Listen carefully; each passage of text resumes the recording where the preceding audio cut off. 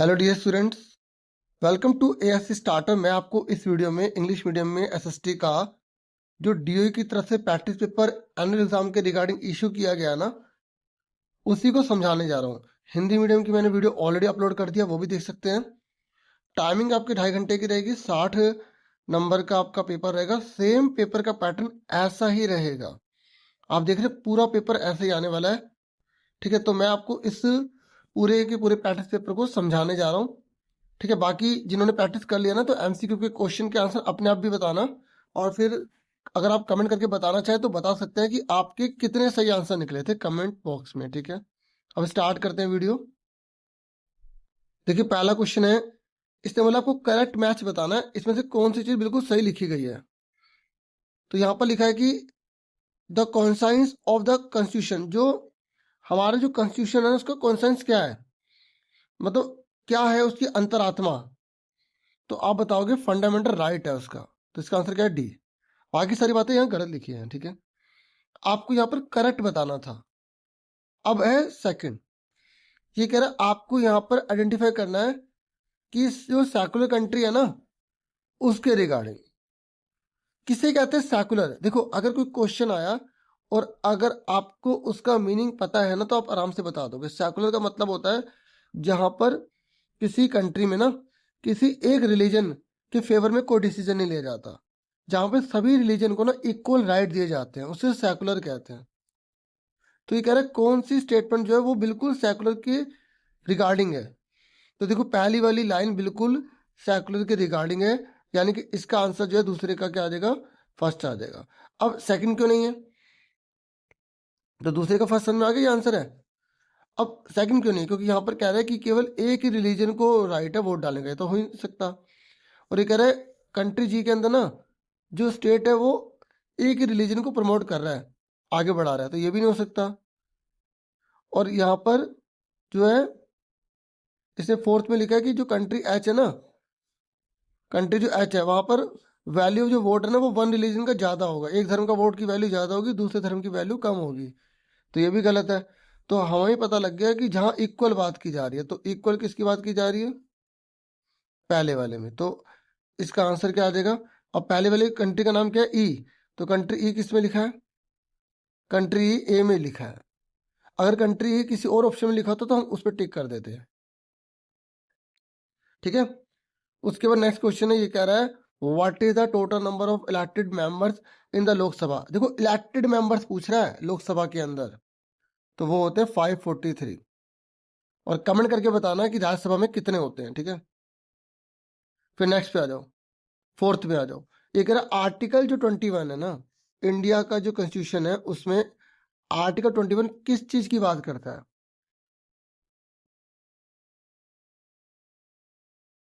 देखिए, इसका आंसर मैं आपको बता देता हूं। इसका जो आंसर है ना, वो है राइट टू लाइफ। ठीक है, और ये आर्टिकल 21 में आता है। और आपको पता है राइट टू कॉन्स्टिट्यूशनल रेमेडीज किस में आता है? ये आता है 32 में। और ये राइट अगेंस्ट एक्सप्लॉयटेशन पता है किस में आता है? ये आता है 23 एंड 24 में। और ये राइट टू इक्वलिटी किस में आता है? 14 से लेकर 18 में। ठीक है, तो थोड़ा मैंने कहा ये भी आपको बता दूं कि अगर ये पूछेगा तो आप ये भी बता देना, क्योंकि जो क्वेश्चन इसमें आए ना वो लॉन्ग में हो सकते हैं, ये थोड़ा चेंज होके आ सकते हैं, कुछ क्वेश्चन सेम भी रिपीटेड हो जाते हैं। ठीक है,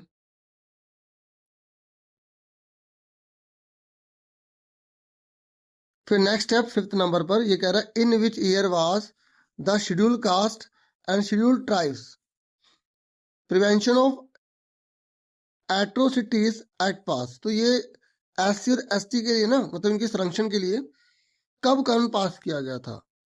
ठीक है, उसी के रिगार्डिंग यहाँ पर पूछ रहे हैं। तो ये 1989 में पास किया गया था। ठीक है, उनको अत्याचार वगैरह से बचाने के लिए, किसी प्रकार का उनके साथ अन्याय ना, उसको यहाँ पे सेफ्टी प्रोवाइड करने के लिए। ये कह रहा है which of the following is not a factor of soil formation. ये कह रहे हैं मिट्टी बनाने में इनमें से किसका योगदान नहीं है? तो देखो, मिट्टी को बनाने में ना ऑर्गेनिक मैटर का, टाइम का और क्लाइमेटिक फैक्टर्स का कंट्रीब्यूशन होता है। ठीक है, और सोल फॉर्मेशन में सोल फॉर्मेशन कोई फैक्टर नहीं हुआ ना, तो इसका आंसर क्या आ जाएगा? हमारा बी आ जाएगा। ठीक है, क्लियर हो गया। ठीक है। तो यहाँ बोला है which of the following not a factor of soil formation, तो इसका आंसर सॉइल फॉर्मेशन ही आ जाएगा, बी आंसर आ गया। फिर सेवंथ है, which of the following crops is grown in winter season, इस समय क्या होगा हुआ है, विंटर चल रहा है तो क्या होगा हुआ है, व्हीट। ठीक है। और जो आपको पता है रेनी सीजन में राइस होता है, और ये दोनों के मिड में होता है, इसे जायद क्रॉप्स कहते हैं। ठीक है। फिर एट्थ पर आ जाइए, तो इसका तो होगा ना, ठीक है, इसका हो गया आंसर बी, वीट। फिर एट्थ क्वेश्चन है, यहां पर बोला गया है कि आपको फैक्टर बताने जो अफेक्ट करता है इंडस्ट्री को बनाने के लिए। देखो, अगर मैं किसी फैक्ट्री को लगाना चाहता हूं तो मुझे किन किन बातों को ध्यान में रखना पड़ेगा। अगर मैं किसी फैक्ट्री को लगाना चाहता हूँ, मुझे रॉ मटेरियल देखने पड़ेंगे, मुझे लेबर भी चाहिए, मुझे मार्केट भी देखनी पड़ेगी, कैपिटल भी देखनी पड़ेगी, तो डी आंसर आ जाएगा, इसके सभी सही है। फिर ये कह रहा है आपको पता लगाना है कि एवरेज पॉपुलेशन कितनी है डेंसिटी ऑफ इंडिया की। देखिए, एवरेज जो पॉपुलेशन डेंसिटी है ना इंडिया की, वो है 382 पीपल पर स्क्वायर किलोमीटर। इसका मतलब देखो, ये जो पॉपुलेशन डेंसिटी है ना, मतलब एक स्क्वायर किलोमीटर में कितने लोग रहते हैं उसकी बात कर रहे हैं यहाँ पर। ठीक है। और ये जो डाटा है ना, ये 2011 के हिसाब से हम ठीक करेंगे, ठीक है ना, आज के हिसाब से नहीं करेंगे। ठीक है। फिर 10th नंबर पे आ जाइए। देखिए, ये स्टेटमेंट 1 लिखिए, स्टेटमेंट 2 लिखिए। ऐसा क्वेश्चन कोई भी आ जाए तो सबसे पहले चेक करना है कि ये दोनों ट्रू है फॉल्स है। ठीक है। ये कह रहा है रिन्यूएबल जो रिसोर्सेज होते हैं ना, ये वो रिसोर्सेज होते हैं जो क्विकली रिन्यूड हो जाते हैं, रिप्लेनिश होते हैं, दोबारा से बन जाते हैं, तो बिल्कुल ठीक लिखा है। ये कह रहा है स्टेटमेंट सेकंड कहता है कि जो नॉन रिन्यूएबल रिसोर्सेज होते हैं ना, ये जो है लिमिटेड होते हैं, तो ये बिल्कुल ठीक है। दोनों बातें ठीक लिखिए, ट्रू लिखिए, तो हम किस पे टिक कर देंगे जब दोनों बातें ट्रू हैं। तो देखो किस ऑप्शन में दोनों बातें ट्रू लिखी हैं, पहले में लिखी है, तो ए आंसर आ गया इसका। फिर 11 पर आ जाइए। ये कह रहा है अब आपको भी यहाँ पर दो स्टेटमेंट दे रखी है, और फिर आपको इनके बेस पर आंसर बताना है। देखो, ये असर्शन रीजन वाले क्वेश्चन है। ऐसा क्वेश्चन कभी भी आ जाए ना, तो सबसे पहले ये चेक किया करो कि दोनों ट्रू हैं, फिर देखा करो क्या नीचे वाली बात ऊपर वाले के लिए लिखी है। ठीक है। अब पढ़ते हैं। ये कह रहे महात्मा गांधी जी ने लॉन्च किया था चंपारण मूवमेंट इन बिहार में 1917 में, बिल्कुल ठीक है, ये ट्रू है। ये कह रहे हैं ब्रिटिश जो थे ना, वो सपोर्टर थे इंडिगो फार्मर्स के। अरे, अगर इंडिगो फार्मर्स के ब्रिटिश सपोर्टर होते तो महात्मा गांधी को चंपारण मूवमेंट चलाना ही नहीं पड़ता। तो ये बिल्कुल फोर्स लिखा है, और ये ट्रू लिखा है, तो ए सही है, आर गलत है। ए ट्रू है और आर जो है वो इनकरेक्ट है, तो इसका आंसर क्या आ गया, सी आ गया। ठीक है। A is correct, R is incorrect. ठीक है।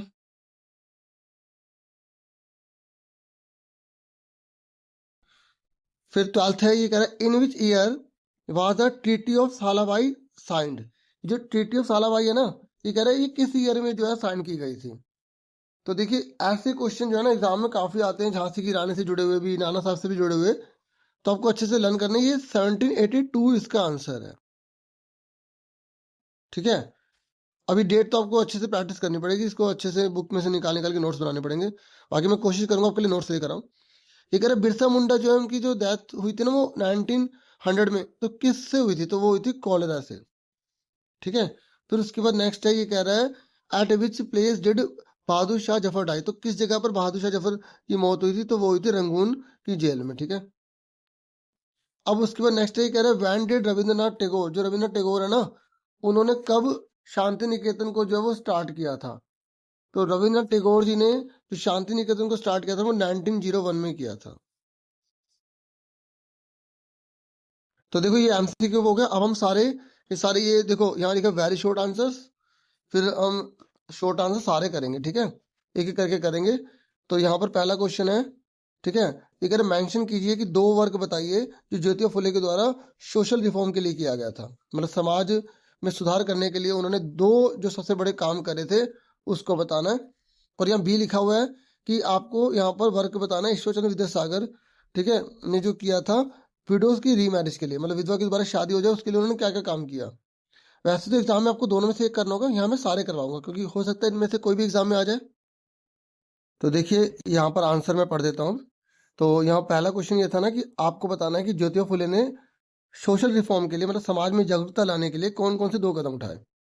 तो पहला पॉइंट ये है कि उन्होंने जो है ना लोअर कास्ट को अपलिफ्ट करने के लिए ना कदम उठाए, काम किया। और उन्होंने जो डिस्क्रिमिनेशन होता है ना कास्ट के बेस पर, उसका अपोज किया उन्होंने। और दूसरा उन्होंने क्या किया, उन्होंने गर्ल्स के लिए स्कूल खुलवाए और जो बैकवर्ड क्लासेस थे ना उनके लिए भी स्कूल खुलवाए और एजुकेशन को प्रमोट करवाया उनके लिए। ठीक है, फिर नेक्स्ट था कि जो ईश्वर चंद्र विद्यासागर है ना, उन्होंने विडो की रीमैरिज के लिए क्या क्या कदम उठाए। यहाँ पर मैंने नंबर्स डाले ना, तो नंबर सब डाले ना, क्योंकि जितना अभी टाइम बहुत सारे अब आपके लिए बनानी है चीजें, अलग अलग क्लासेस के लिए बनानी है, तो थोड़ा कोऑपरेट करना, ठीक है। तो विडो की रीमैरिज के लिए उन्होंने क्या क्या यहाँ पर उन्होंने काम किया, तो ही स्ट्रांगली सपोर्टेड विडो रीमैरिज, उन्होंने विडो की दोबारा शादी होए, ठीक है, इसके लिए उन्होंने सपोर्ट दिया। उन्होंने लोगों में जागरूकता फैलाई, raise public awareness through writing, लिख लिख कर उन्होंने काम करा। फिर his effort led to the passing of the widow remarriage act, और उनकी ये कोशिश रंग लाई और 1856 में विडो रीमैरिज एक्ट, मतलब विधवा की दोबारा शादी हो सके, एक कानून बन गया।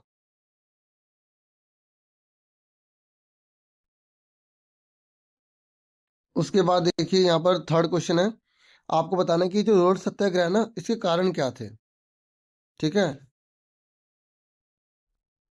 तो आंसर आप लिखेंगे कि जो रोलेट एक्ट था ना, उसकी वजह से ब्रिटिश गवर्नमेंट को ये अलाउड हो गया था कि वो इंडियन को अरेस्ट कर सकते हैं बिना किसी ट्रायल के।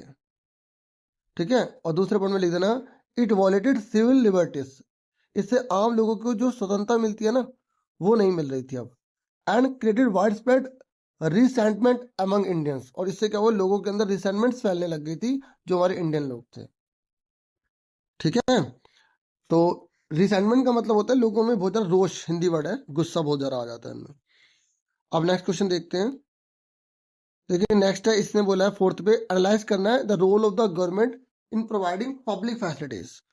ठीक है, आपको बताना है कि ये जो गवर्नमेंट होती है ना, ये पब्लिक फैसिलिटीज में क्या योगदान देती है। देखो आप अपने आसपास भी देखो, पानी की सुविधा प्रदान करती है, सड़कें वगैरह बनवाती है, तो आप कुछ भी अपनी तरफ से बना बना के लिख सकते हो। ठीक है, यहाँ जो भी लिखा है वो एग्जाम्पल के तौर पर है, और ये भी 100% बिल्कुल ठीक है। ठीक है, इसे बना बना के लिखने वाला क्वेश्चन है ये, कि गवर्नमेंट जो है वो क्या रोल निभाती है। तो आप लिखोगे आंसर में, गवर्नमेंट जो होती है वो बहुत सारी एसेंशियल फैसिलिटीज प्रोवाइड करती है, जैसे वाटर की, इलेक्ट्रिसिटी की, रोड्स की, सैनिटेशन, सफाई वगैरह की। फिर दूसरे पॉइंट में देखो, जितने नंबर का उसी के हिसाब से। ठीक है, और ये जो फैसिलिटीज होती है, इससे इक्वलिटी मिलती है, क्वालिटी ऑफ लाइफ बढ़ जाती है सिटीजन्स की। ठीक है, अब नेक्स्ट क्वेश्चन देखो। नेक्स्ट देखो, फिर यहाँ पर दो क्वेश्चन है, दो में से एक करना है। तो यहाँ पहला क्वेश्चन बोला गया कि आपको बताना है कि ये जो PIL होता है ना, ये बहुत इंपॉर्टेंट क्वेश्चन है, शॉर्ट से लॉन्ग में आता ही आता है। पब्लिक इंटरेस्ट लिटिगेशन, इसका रोल क्या है इंडियन के जुडिशियल सिस्टम में। और दूसरा क्वेश्चन अगर ये नहीं करना, तो ये कह रहा है कि आपको सिविल सूट्स के एग्जाम्पल देना है। ये भी बहुत इंपॉर्टेंट क्वेश्चन है। ठीक है, आपको पता है ना, दो प्रकार के सूट्स होते हैं, एक सिविल होता है, दूसरा क्रिमिनल होता है, तो इसके ऊपर क्वेश्चन आ सकता है। अब इसके आंसर समझो। देखिए पहले PIL के बारे में आपको बता दूं। देखो जो गरीब लोग होते हैं ना, कई बार बहुत सी समस्या को फेस करते हैं, तो वो कोर्ट में नहीं जा सकते, तो उनकी ओर से कोई व्यक्ति चला जाता है ना, ताकि उनके साथ न्याय हो सके, वो होती है PIL। ठीक है, तो पब्लिक के इंटरेस्ट के लिए जो लिटिगेशन जारी की जाती है ना, या अप्लाई की जाती है जुडिशरी के अंदर, वो होता है पब्लिक इंटरेस्ट लिटिगेशन। तो ये करती क्या है, ये हेल्प करती है, ठीक है, पुअर के राइट को प्रोवाइड करने में। जो डिसएडवांटेज पीपल है ना, जिनको सुविधाएं नहीं मिलती, अनेक प्रकार की समस्या को झेलते हैं, उनको ये मदद पहुंचाती है। दूसरा, इससे क्या होता है, जो सिटीजन होता है ना, वो कोर्ट में जो है उसकी पहुंच बन पाती है। ठीक है, और वो पब्लिक जो इंटरेस्ट की जो चीजें है ना, वो जो है सामने आ पाती है, वो सॉल्व हो पाती हैं। ठीक है, उसके बाद था कि सिविल सूट के एग्जाम्पल। तो देखो सिविल सूट में क्या होता है कि ना, नॉर्मली आपको ऐसे बता दो, जनरली इसमें पहले FIR होती है, फिर अगर कोर्ट पाती है किसको गिल्टी करना है, सजा देनी है, तो उसे फिर सजा होती है। जबकि क्रिमिनल में आपको पहले जेल में डाल देंगे, ठीक है, और फिर FIR भी हो सकती है, मतलब उसमें चोरी वगैरह करना, मर्डर वगैरह करना, बहुत ज़्यादा हाई जो होते हैं ना सूट्स, वो होते हैं। सिविल में जैसे मान लो प्रॉपर्टी को लेकर दो जनों में आपस में कोई बात हो गई है, ठीक है, किसी ने कोई कॉन्ट्रैक्ट ब्रीच कर दिया, तोड़ दिया है, वादा किया था उस बात को लेकर, कॉन्ट्रैक्ट वगैरह को लेकर, तो ऐसी चीज़ें जो है ना, ये सिविल सूट्स में आती हैं। ठीक है, तो देखिए हमने ये कर लिए हैं वेरी शॉर्ट। अब आ जाओ शॉर्ट आंसर टाइप क्वेश्चन में। तो देखिए ये छठा है, यहाँ पर फिर दो में से एक करना है। यहाँ लिखा है कि एनालाइज करिए the Indian parliamentary system of government. जो हमारी इंडियन पार्लियामेंट्री सिस्टम है ना, उसको आपको एनालाइज करना है। अगर ये नहीं करना चाहते, तो आपको इंडियन के फेडरलिज्म के बारे में बताना है। 3 नंबर का है। ठीक है, देखिए अब आंसर पढ़ता हूँ, और आपको ये अच्छे से पता होना चाहिए कि इंडिया के अंदर पार्लियामेंट्री सिस्टम है, ठीक है, और यहाँ पे संसद वगैरह होती है। तो इसका क्या मतलब है, तो यहाँ बताओगे कि India has a parliamentary system, India के अंदर पार्लियामेंट्री सिस्टम है जहां पर where the executive is responsible to the legislature, ठीक है, जहां पर एग्जीक्यूटिव जो है ना वो रिस्पॉन्सिबल है लेजिस्लेचर के प्रति, और जो प्राइम मिनिस्टर होता है ना वो is the real head of the government. ये पार्लियामेंट्री सिस्टम की बात चल रही है। 2 पॉइंट हो गए। तीसरा, द काउंसिल ऑफ मिनिस्टर, जो काउंसिल ऑफ मिनिस्टर ना is collectively responsible to the Lok Sabha, जो भी काउंसिल होगी मिनिस्टर की वो जिम्मेवार होगी लोकसभा के प्रति, ठीक है। बाकी आपको और भी बहुत सी चीजें पता होंगी, आप वो भी लिख सकते हैं। फिर इसके और वाला भी देख लेते हैं। देखिए इंडियन फेडरलिज्म के बारे में, देखो इंडिया है द फेडरल सिस्टम, इंडिया में फेडरल सिस्टम है। पता है फेडरल सिस्टम का मतलब क्या होता है, जहां पर दो या दो से अधिक लेवल पर गवर्नमेंट होती है। तो भारत में सेंट्रल गवर्नमेंट भी है, स्टेट गवर्नमेंट भी है, ठीक है, ये पहला पॉइंट हो गया। फिर दूसरा, the constitution clearly defines the power of both levels of government, जो हमारा जो कॉन्स्टिट्यूशन है दोनों की पावर को क्लियरली डिफाइन करता है। अगर आप वो लिखना चाहे तो आप लिख सकते हो कि सेंटर के पास क्या क्या पावर्स है, जैसे जो भी फॉरेन अफेयर्स होते हैं, जो भी मनी के रिगार्डिंग डिसीजन लेना है वो सेंट्रल गवर्नमेंट लेती है। स्टेट में जैसे आप ट्रेड का बताना चाहते हो, एग्रीकल्चर के रिगार्डिंग बताना चाहते हो तो आप लिख सकते हो। तीसरा, an independent judiciary resolve dispute between the centre and state, अगर सेंटर स्टेट में कोई भी अगर बात हो जाती है तो हमारे फेडरल सिस्टम में जुडिशरी पूरी तरह इंडिपेंडेंट है जो उसको सॉल्व कर देती है, ठीक है। फिर 7वें नंबर पर आ जाओ, ये कह रहा है explain the factors affecting agriculture in India. ये कह रहा है बताओ इंडिया के अंदर जब खेती बाड़ी होती है तो कौन कौन से फैक्टर इंडिया में अफेक्टेड होते हैं। तो आप बताओ क्या हर एरिया में एग्रीकल्चर का काम हो सकता है। देखो वाटर को देखना पड़ता है, टेम्परेचर को देखना पड़ता है, वहाँ पे एरिया कैसा प्लेन है उसको देखना पड़ता है, आपको पैसे को भी तो देखना पड़ेगा। तो वही सारे फैक्टर आपको बताने हैं कि किसी जगह पर कहाँ पर कितनी फसल वगैरह उगाई जाएगी, कितना क्रॉप का प्रोडक्शन होगा, वो कौन कौन से फैक्टर है वो हमें बताना है। नेक्स्ट है कि अगर ये नहीं करना तो ये क्या शिफ्टिंग कल्टीवेशन क्या होता है। देखो जब आप जगह बदल बदल के आप क्रॉप वगैरह प्रोड्यूस करते हो ना तो वो होता है। अभी आपको और अच्छे से यहाँ समझा देता हूँ। तो देखिए पहले हम बता देते हैं factors affecting agriculture in India, ठीक है। तो आंसर तो ये हो गया क्लाइमेट, क्लाइमेट अफेक्ट करता है, क्लाइमेट में स्पेशली रेनफॉल एंड टेम्परेचर, ठीक है, अफेक्ट द क्रॉप प्रोडक्शन हो गया। दूसरा सोil फर्टिलिटी, मतलब मिट्टी किस प्रकार की है वो भी डिटरमाइन करेगी फसल कैसे उगानी है, कौन सी उगानी है। तीसरा अवेलेबिलिटी ऑफ इरिगेशन, क्या हमारे पास पानी का साधन है, सिंचाई का साधन है, मॉडर्न टेक्नोलॉजी है जो एग्रीकल्चर को इन्फ्लुएंस करेगी, ठीक है। ये 3 पॉइंटों में हो गया। फिर उसके बाद ये था कि जो शिफ्टिंग कल्टीवेशन है इसकी क्या विशेषता है। तो आप बताओगे पहले से पहले फॉरेस्ट की लैंड को क्लियर किया जाता है, फिर क्रॉप्स को जो है उगाया जाता है कुछ सालों के लिए, कुछ महीनों के लिए भी लिख सकते हो आप। फिर जो लैंड है ना उसको फिर कुछ समय के लिए खाली छोड़ दिया जाता है, ठीक है। उसके बाद क्या होता है, फार्मर जो है फिर वो दूसरी जगह चले जाते हैं। फिर तीसरा, ये प्रैक्टिस जो होती है फॉरेस्ट एरिया और हिल रीजन में की जाती है, ठीक है, पॉइंट्स में लिख दिया गया है क्योंकि एसएसटी पॉइंट्स में लिखने से सारा बेनिफिट मिलता है, ठीक है। अब आएंगे हम लॉन्ग जो हमारे आंसर्स वगैरह होते हैं, ठीक है। देखो जिन्होंने अभी तक सब्सक्राइब नहीं किया वो सब्सक्राइब कर दो, बेल आइकन को प्रेस कर दो, ठीक है। देखिए यहाँ पे सेक्शन डी है, लॉन्ग आंसर्स हैं। तो इसने बोला है कि आपको एक्सप्लेन करना the factors affecting population distribution, मतलब कहाँ पर कितनी पॉपुलेशन होगी, कौन कौन से फैक्टर्स जो है यहाँ पे अफेक्ट होंगे, ठीक है। और फिर बाकी आगे क्वेश्चन देखते हैं, पहले ये वाला कर लेते हैं। आप खुद सोचो ना कि कहाँ पर पॉपुलेशन ज़्यादा है, कहाँ पर पॉपुलेशन कम है, जनसंख्या मतलब जो लोग होते हैं वो कहाँ ज़्यादा होते हैं कहाँ कम होते हैं, कौन सी चीज़ें तय करती हैं। देखो एक तो सबसे बड़ी इंपॉर्टेंट चीज़ होती है कि वो लैंड कैसी है, जैसे हमने एग्रीकल्चर में पढ़ा था, है ना, उसी के जैसे ही तो है। और दूसरा कम्युनिटी कास्ट उस प्रकार के जो लोग हैं, क्योंकि अपने लोगों के साथ लोग ज़्यादा रहना पसंद करते हैं, ये एक, लेकिन ये वाला पॉइंट लास्ट में लिखना क्योंकि इतना ज़्यादा जो अफेक्टिंग नहीं है, मतलब अफेक्टिंग पूछा ना तो आपको पहले सबसे इंपॉर्टेंट होते हैं वो बताने चाहिए। बाकी आप जैसा मर्जी बताओ, 5 पॉइंट है तो पूरे नंबर मिलेंगे, ठीक है। अब आंसर देखो, तो पहला हो गया क्लाइमेट। तो आप बता दो कि जहाँ मॉडरेट क्लाइमेट होता है ना वहाँ पर जो है पॉपुलेशन ज़्यादा होती है, जैसे जहाँ बहुत ज़्यादा गर्मी पड़ती है, जहाँ बहुत ज़्यादा सर्दी पड़ती है वहाँ पॉपुलेशन कम होती है, अगर आप और आगे लिखना चाहें। दूसरा रिलीफ कैसा है, रिलीफ अगर प्लेन जगह है तो वहाँ पॉपुलेशन ज़्यादा होगी, जबकि माउंटेन में ऐसा नहीं होगा। ठीक है। तीसरा है सॉइल फर्टिलिटी। अगर मिट्टी ज़्यादा फर्टाइल है, बहुत ज़्यादा उपजाऊ है, तो क्या होगा, वहाँ पे लोग ज़्यादा रहेंगे। और अगर अनफर्टाइल है तो पॉपुलेशन कम होगी।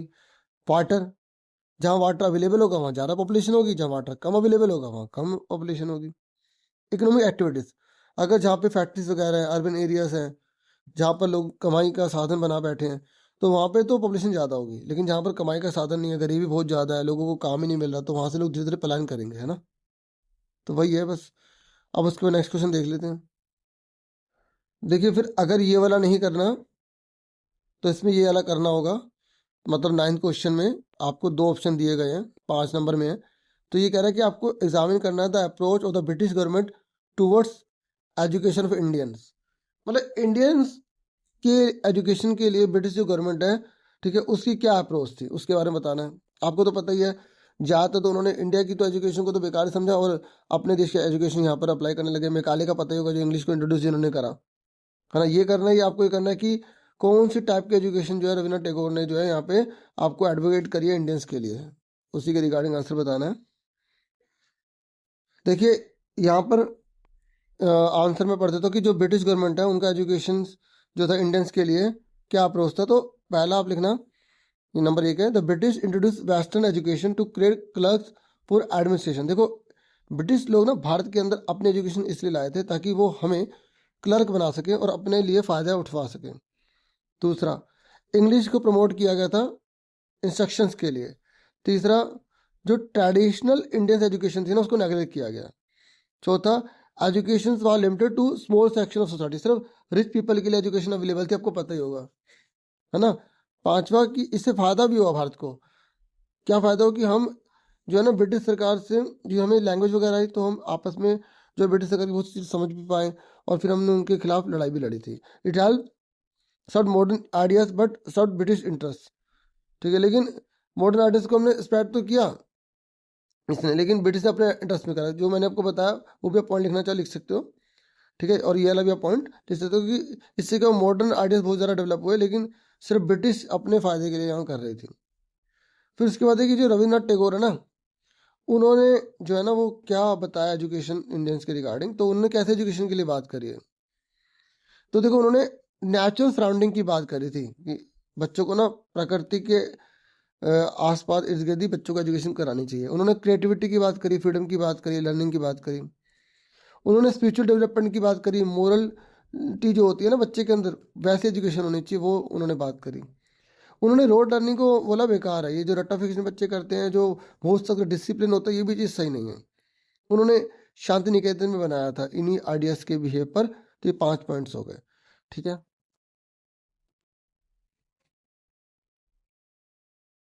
देखिए अब ना यहाँ पर सेक्शन ई स्टार्ट हो गया। ये केस बेस्ड क्वेश्चन है और ये बहुत इजी होते हैं, आपको पैसे पढ़ के इनके आंसर देने होते हैं। ठीक है, ये काफ़ी स्कोरिंग है, इन्हें बिल्कुल मत लीव करना। तो समझ लेते हैं 10वें में क्या बोला गया है। ये कह रहा है आपको पैसेज को पढ़ना है, पैराग्राफ को पढ़ना है, फिर क्वेश्चन के आंसर देने हैं।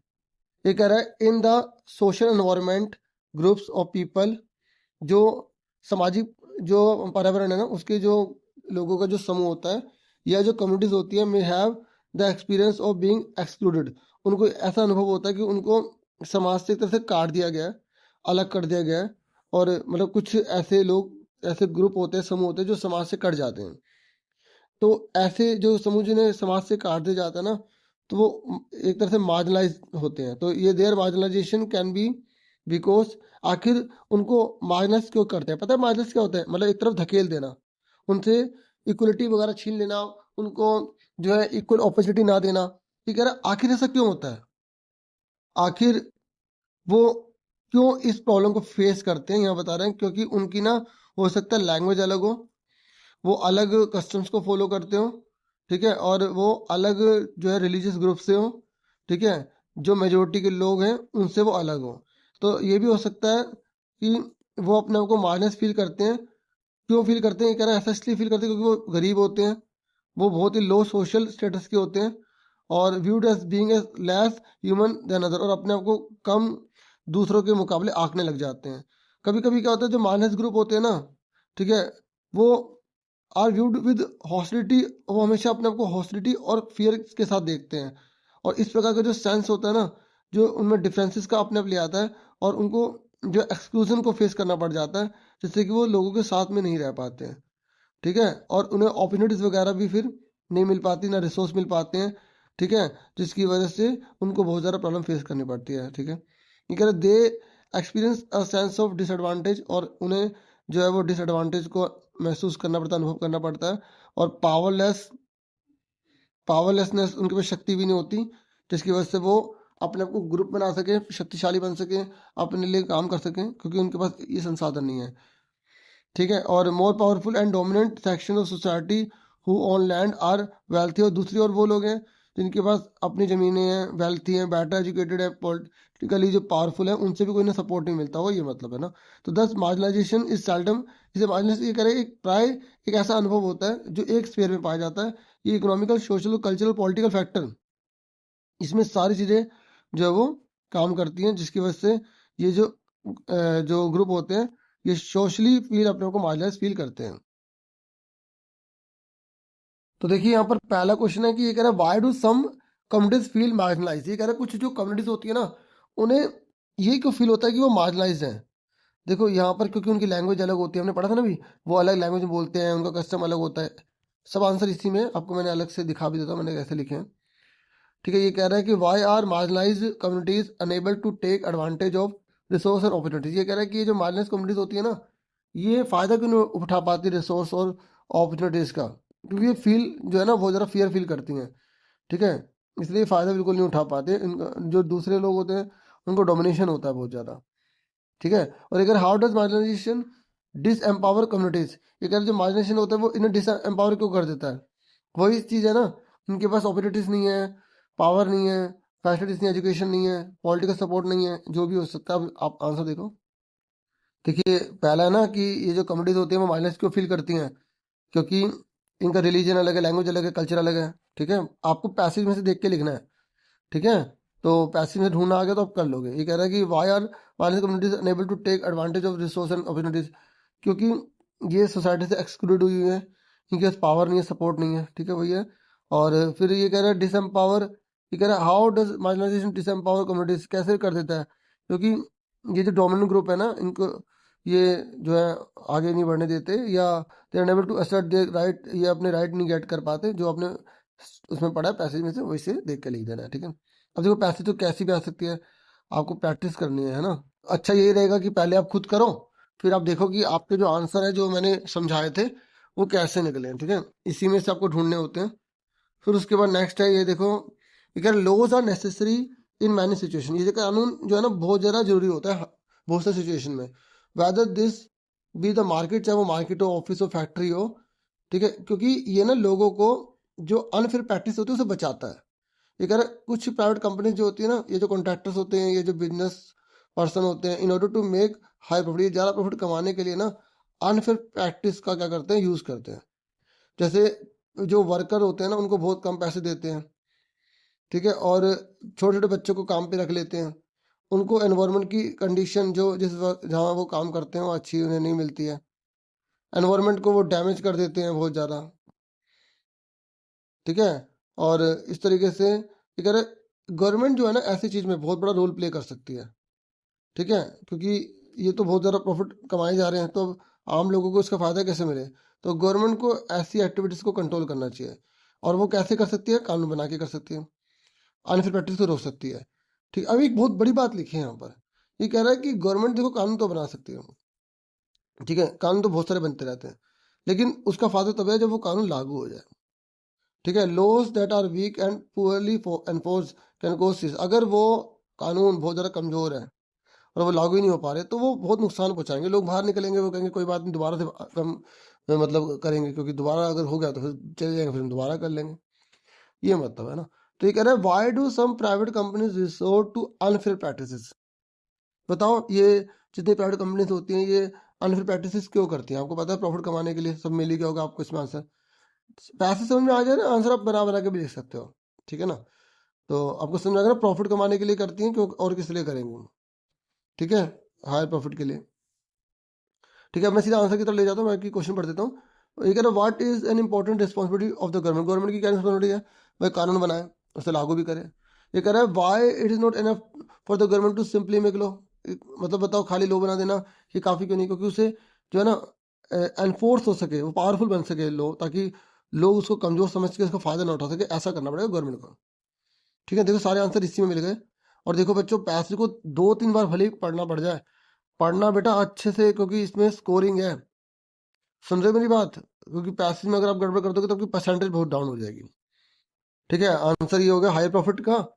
ठीक है, दूसरा कि ये गवर्नमेंट जो है वो जैसे कानून बनाती है तो अनफेयर प्रैक्टिस को रोक सकती है, सोशल जस्टिस दे सकती है, और लॉ जो है वो एनफोर्स क्यों होने चाहिए, जो वीक और पढ़ली जो एनफोर्स लॉ है वो सीरियसली जो हार्म कर सकता है पीपल को। ठीक है, ठीक है, अब उसके बाद आगे देखते हैं, ये आप पढ़ लेना सारे। देखिए उसके बाद ये 12th नंबर पर है। ठीक है, ये पैसेज है, फिर इसको पढ़कर हमें इसके आंसर देने हैं। ये कह रहा है व्हेन वी राइट हिस्ट्री, जब हम हिस्ट्री लिखते हैं और या स्टोरी लिखते हैं तो हम ना उसको चैप्टर्स में डिवाइड कर देते हैं। आखिर में ऐसा क्यों करते हैं, ये कह रहा है हम पता है ऐसा क्यों करते हैं, क्योंकि देखो जो चैप्टर होता है ना उसमें हर चैप्टर में कुछ ना कुछ कोहेरेंस होता है, बहुत इंपॉर्टेंट चीजें होती हैं। तो it is to tell a story in a way that, और हम इस तरह की स्टोरी सुनाते हैं ताकि एक सेंस बन सके और उसको फॉलो किया जा सके। मतलब हम ना पूरी के पूरे जो हिस्ट्री होती है उसे चैप्टर्स में डिवाइड कर देते हैं ताकि किसी न किसी लिंक से वो जुड़ जाए और फिर हमें समझ में आ जाए। लेकिन इसी प्रोसेस में ना हम फोकस करते हैं कुछ इवेंट को, जिससे कि हम एक शेप बना सकते हैं स्टोरी की। अगर इन द हिस्ट्रीज के अंदर दैट रिवॉल्व, और पता है हम एक मेन चीज को देखते हैं, उसको पढ़ते हैं, फिर उसके आसपास की सारी चीजें हम स्टडी करने लग जाते हैं। ये कह रहा है अब हिस्ट्री में क्या हुआ, जो हिस्ट्री लिखी गई ना तो ब्रिटिश गवर्नमेंट गवर्नर जनरल उन्हीं के रिगार्डिंग लिखी गई, और जो है ना इंडियन जो है ना उसमें बिल्कुल भी फिट नहीं आते थे, इंडियन के लिए कोई स्पेस ही नहीं था। और इसलिए यहाँ पर बोला गया कि देखिए a new set of the will become more important for us to know, जो आज की जो डेटा वो इम्पोर्टेंट हो जाती है। मतलब कहने का कि अंग्रेजों ने जो इतिहास लिखा था ना वो अपने हिसाब से लिखा था। अब जब हम थोड़ा सा पढ़ रहे हैं ना हमें समझ नहीं आ रहा क्या बोल रहा है क्या नहीं कह रहा। ठीक है ना, तो अब यहाँ बताना ही चाहता है कि अंग्रेजों ने जो इतिहास लिखा था ना वो अंग्रेजों ने अपने हिसाब से लिखा, और एक चीज को लेकर उसी के इर्द गिर्द पूरी हिस्ट्री घुमा दी गई, बता दी गई। जैसे अंग्रेजों के बेनिफिट अंग्रेजों के फायदे, उसमें इंडियंस की वैल्यू कोई बताई नहीं गई। इसलिए अब न्यू डेट इसलिए इंपॉर्टेंट होगी क्योंकि अब इंडियन की हिस्ट्री पता लगेगी, इंडियन के बारे में जानने को मिलेगा। ठीक है, ये मैंने थोड़ा आपको ब्रीफली पढ़ के बता दिया। ठीक है, और पहला क्वेश्चन है कि what is the main purpose of dividing history और स्टोरी इनटू चैप्टर्स। ये तो आप समझ गए कि भाई हम हिस्ट्री को अलग अलग चैप्टर्स में क्यों स्टडी करते हैं, ताकि एक उसका सही मीनिंग पता लग सके, उसकी अंडरस्टैंडिंग अच्छी से हो सके, है ना। फिर ये सीधा आंसर में चलते हैं ना। ठीक है, चलो तो आप पहले वाले का आंसर तो बता दोगे कि भाई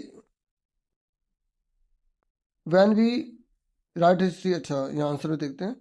तो आप बताओगे टू मेक स्टोरी मीनिंगफुल, जो स्टोरी है वो मीनिंगफुल हो सके, ऑर्गेनाइज हो सके, इजी टू अंडरस्टैंड, पैसिव में से था। फिर उसके बाद नेक्स्ट क्वेश्चन है, देखो ये कह रहा है why were the activities of Indians neglected in early history writing. ये कह रहा है कि जो इंडियन है ना उनकी बातों को क्यों नेग्लेक्ट किया जाता था, वही आप समझ ही गए होगे क्यों नेग्लेक्ट किया जाता था। आप बोलोगे क्योंकि उस समय केवल ब्रिटिश गवर्नर जनरल्स को ही जो फोकस किया जाता था, इसलिए इंडियन जो थे उनकी वैल्यू थी नहीं, उनका कंट्रीब्यूशन कभी लिया नहीं जाता था। ठीक है, फिर ये कह रहे हैं कि जो जो न्यू डेट्स है वो क्यों इंपोर्टेंट बन जाती हैं, क्योंकि इंडियंस को जो एक्सपीरियंसेस हैं, जो इंडियन के जो स्ट्रगल्स हैं वो अब हिस्ट्री में सेंट्रल में आ गए, इसलिए ये न्यू डेट्स इंपोर्टेंट बन जाती हैं। ठीक है, और हिस्ट्री जो है is viewed from perspective Indian, अब इंडियन के पर्सपेक्टिव से हिस्ट्री देखी जाएगी ना कि ब्रिटिश रूलर्स के हिसाब से, क्योंकि उन्होंने तो अपने हिसाब से दिखाने की कोशिश की थी। ठीक है, तो ये भी हो गया। ठीक है, उसके बाद नेक्स्ट क्वेश्चन है, ये पैसेज है 13वां है, तो इसको पढ़ता हूँ। ये कह रहा है कि growing population and their ever growing demands has led to a large scale destruction of forest cover and arable land and has created a fear of losing this natural resource. आप खुद जानते हैं बच्चों, जब पॉपुलेशन बहुत ज़्यादा बढ़ती चली जाती है तो डिमांड बढ़ती चली जाती है, तो इससे क्या होगा, प्रकृति को नुकसान होगा। जो लैंड है, जो ज़मीन है, जो अपने नेचुरल इन्वायरमेंट में है वो नहीं रह पाएगी, है ना, नेचुरल जो रिसोर्स है वो लॉस होने लग जाएंगे। तो ये कह रहा है therefore the present rate of degradation of land must be checked, इसलिए कह रहा है इसे रोकना पड़ेगा। जो लैंड का जो डिग्रेडेशन हो रहा है ना उसको रोकना पड़ेगा। कैसे रोक सकते हैं, ये लिखा है, पेड़ लगाकर, लैंड रिक्लेमेशन करके, ठीक है, regulated use of chemical pesticides करके, fertiliser and checks on overgrazing are some of the common method use to conserve land resources. ये सब कुछ रीजन वगैरह दे रखे हैं, इससे हम कर सकते हैं, ठीक है, बचा सकते हैं हम अपनी जमीन को। तो कह रहा है which natural resources is threatened with depletion due to the growing population. जब पॉपुलेशन बहुत तेजी से बढ़ रही है तो कौन सी चीज बहुत ज्यादा डिप्लेट होती चली जा रही है, आपको इस पैसेज के हिसाब से बताना। तो लैंड की बात कर रहे हैं ना, ठीक है, तो आप बता दो कि लैंड की बात कर रहे हैं। फिर ये कह रहे हैं कॉमन मेथड बताओ लैंड कंजर्वेशन, जमीन को बचाने के तरीके बताओ। तो यहाँ पे सारे मेंशन किए गए हैं। ये कह रहे हैं how does a growing population cause the destruction of the land resources. ये कह रहे हैं अगर पॉपुलेशन बढ़ेगी तो कैसे नुकसान होंगे, तो आप ये बता सकते हो क्या क्या नुकसान होंगे, ठीक है, सारे मेंशन है। अब आंसर देख लो।